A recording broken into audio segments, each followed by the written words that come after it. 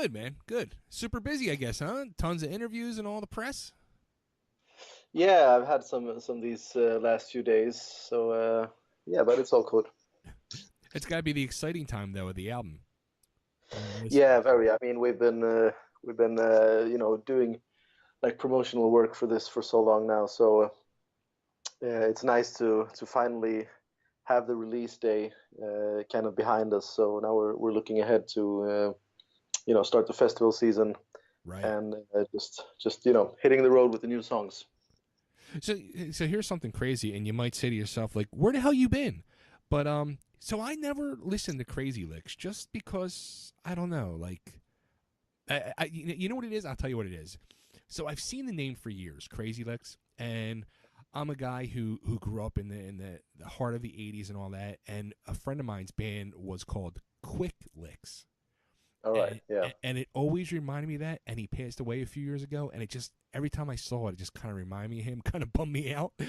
Um, but still, It's been a bit problematic because of the name and because when I chose the name, first of all, I was quite young and it was like a big reaction to what was popular at that time. We sure, started the band in 2002, and in Sweden at that time it was just like melodic death metal, Gothenburg sound, and a few like new metal bands.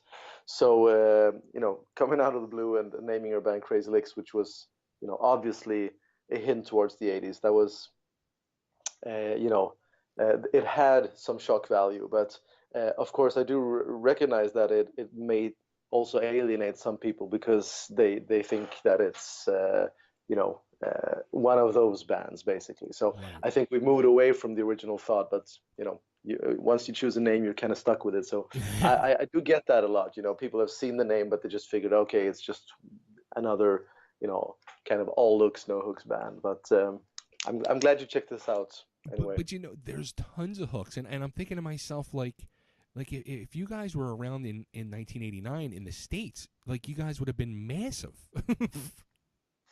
Yeah, that's always a thing that comes into mind, of course. But on the other hand, I think, for me playing this music, it's a lot about nostalgia for me. I was born in '82, so I kind of missed out on most of it. Yeah, I remember it from being very small.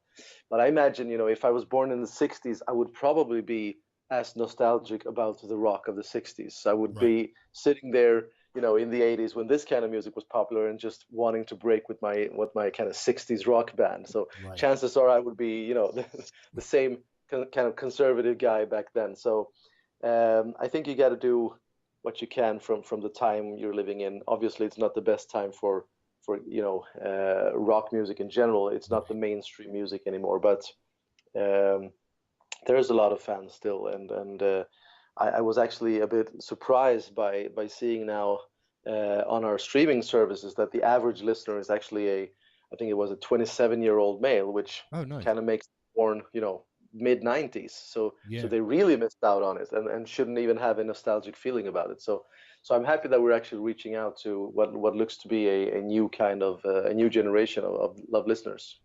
I kind of looked at it too, where like kind of like not only you're paying like tribute to that golden time of music, but you're also like continuing to wave the flag. And then I was thinking to myself, like, do you get that a lot? Where like now you're influencing these younger kids of today. Do you get the kids come up to you and say, I, I picked up a guitar because you guys, or I started singing in my band because of you. You know what I mean? Like, are you getting that influence now?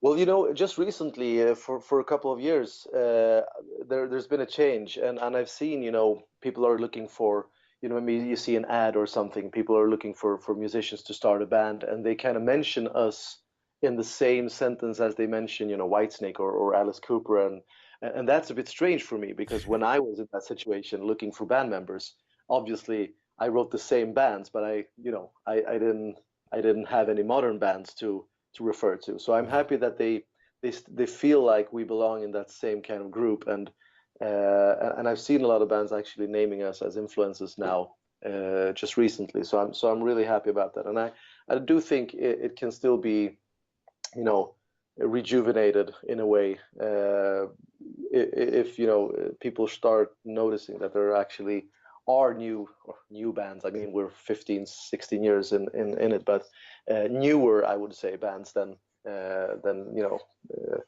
the 80s. So yeah, I have noticed it, but only recently, I would say. That's wild.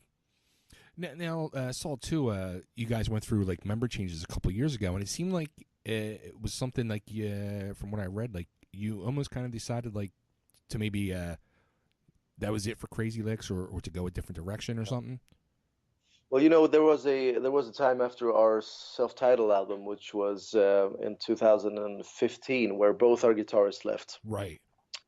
And it was a hard time. It was problematic within the band also, between band members and stuff. So and also, creatively a bit of a. I know a lot of people like that album, but for me, I'm always kind of associating it with a not very good time in the band. Like So Dark Cloud. uh, yeah, at that time we actually were thinking, when they left, which way do we go now? Do we keep this on and try to find new members, or do we just call it quits basically? But we were lucky enough to kind of already have one of the members, within reach, because he was actually a standing guitarist for us earlier, and he'd been doing some studio engineering jobs for us as well, so we knew of him. And the other one just happened to be in the same town as us. I've been aware of him for many years. He played in another band in our town. So we got together and tried it out, and I think that actually is the most stable and I think the best lineup that we have. So That's awesome. since then we've released two albums, and I think this last one is, in my opinion, our strongest. So I'm happy we didn't call it quits back then. Yeah, I mean, that's one of them things where it truly shows you that like things happen for a reason, and it kind of happened like for the betterment of the band and like a personal situation too. It sounds like. Yeah, yeah, definitely. I mean, I've always wanted to have a band that doesn't change a lot of members, because I usually don't like that as well. But then I look at some of my favorite bands like Iron Maiden. Okay, so they had a stable lineup for a very long time, but before they found that, they actually moved through a lot of Bruce Dickinson is their second lead singer, and a bunch of guitarists went through the band before they found it. So I think sometimes it takes a little longer, sometimes it doesn't, but once you find that lineup, I think for us at least it changed a lot. And not to say that the other members were bad in any way. I don't think we were such a good fit at the end of the day. Sure, sure. Now, how about that? This is now the second album with this lineup. Was there anything done differently for this new album than the previous album, or? Well, actually, this was the first time that we had the kind of luxury to have the same lineup for two consecutive albums, and also the same studio, the same mixing guy. I was the producer on both these albums, so for one time in our career, we actually had the possibility of having some, continuity when it came to the album. So uh, all of the other albums have always started with some member changes, as you said, and we've been forced to kind of move around and record in different places. So what we did now was basically just wanting to build on the last album and just take it up a notch on every detail, and just increase it and make it a bit better than it was last time. So I would say these last two albums, I think are sound wise the most similar, I would say. Now, but this one, from what I was reading too, it kind of sounds like this one you want more of like a poppier rock sound.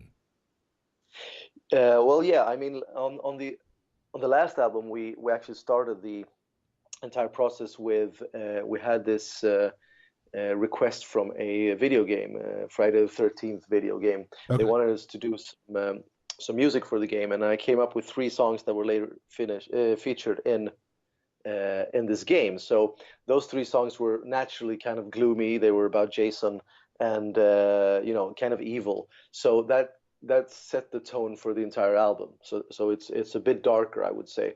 On this album, we wanted to move away a bit from that, and we didn't have this commissioned songs to do.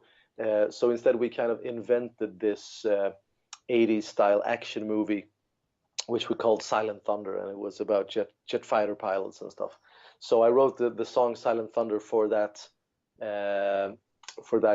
made up movie, and then the other songs kind of followed suit. So I think that's why it's a lot more uplifting, a lot more summer feel to this album, and a lot more, as you say, poppy compared to the last one.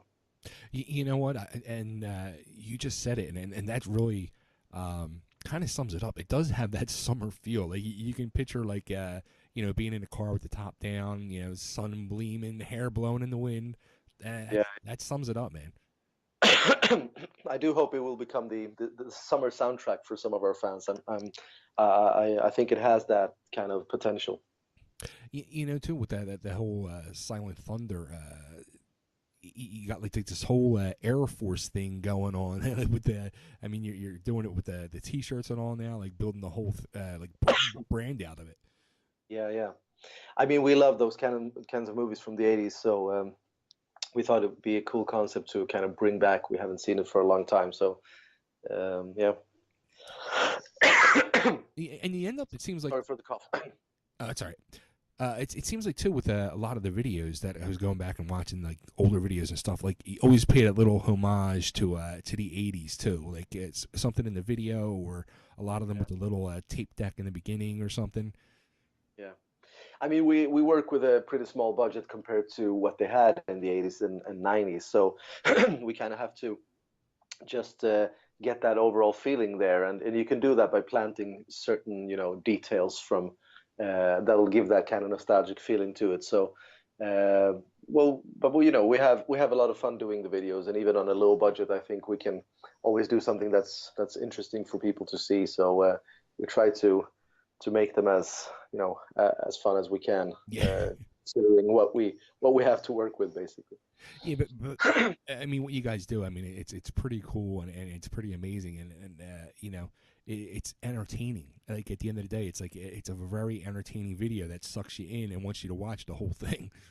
Yeah, and that is the point after all, from the start. So I'm happy you think that it's entertaining. It brings me back to the time of me and a teenager. That's the way, like between the music and the videos. I mean, the two, and then you get the two together. It was totally like making me feel like a 17, 18-year-old kid again. Yeah, it's such a shame that they just have sitcoms on MTV now, though. It's It would be cool to see her video on TV for a change. It's yeah, all right. online now. It's amazing to me, like what MTV has become and what it was. It doesn't make sense to me at all. And I don't think that this generation will quite understand what it was about, and Wow. how it was a big thing that they played videos on TV, and you could sit up and wait for stuff actually to happen, instead of just going on the internet, finding what you need for the moment. They're very on demand, this new generation, I would say. Absolutely spoiled. We're all Yeah. spoiled. uh, so now tour wise, and you said it, summer festival season is upon us. It's getting ready to Yep. start kicking off. Um, how about actual tour? You guys doing a tour? Are you just going to do the summer festival season, or?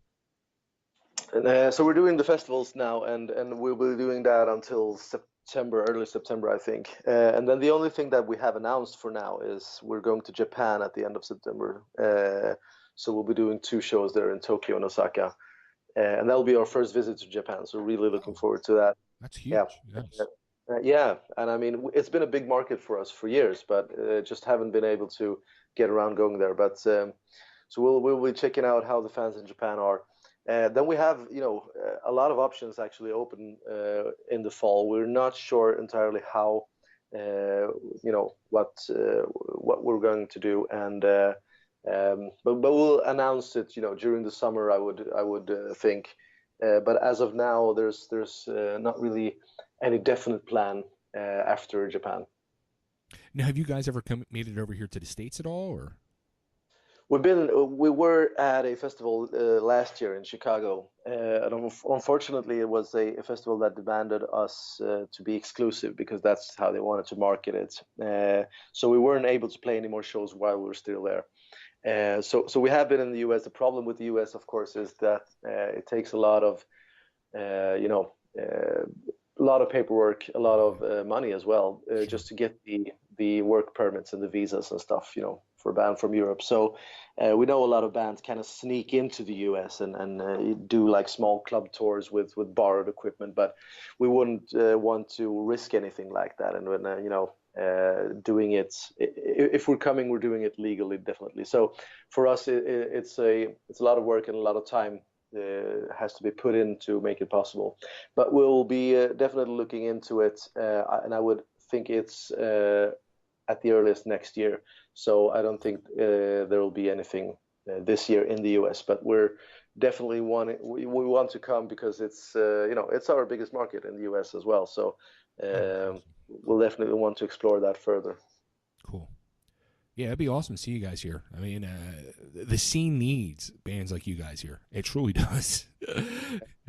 The scene seems like here in the States and a lot of markets I'm talking to people, it's like, actually I was just talking to somebody over in Europe the other day, and tribute band. It's like there's tribute bands everywhere, and they're just taking over territories. Yeah. And what are they going to do when there's no more original music to play? Right. I'm just, it always baffles me with these cover bands and tribute bands. I mean, of course you can do it and you can do it for a couple of years, but at some point you run out of material, how long after Pink Floyd have stopped playing will a Pink Floyd tribute band be relevant to people? Exactly. Exactly. But I guess to each his own, But what happens if if we end up with like a Crazy Lixx tribute band? Oh, well, that will be flattering, of course. But I would, if I met the guys and they would, if they did a good job, I would say thanks. But I would recommend them to, start looking into actually making original material.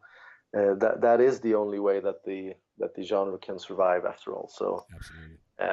and we're at a difficult place when it comes to rock. It's definitely stopped being, the mainstream popular music that it was in the 80s and 90s. So we're in a different situation where rock is once more very, I would say, underground, but still with the internet is very available. But Yeah. it's more dependent on people actually having to actively find it. You want to hear it on the radio, you won't see it on the TV and stuff like that, as we did maybe in the 80s and 90s. So but there's definitely a lot of it about, and I think it's moving towards the right direction. But at the same time, it's drowning in everything else that's being released all the time. So True.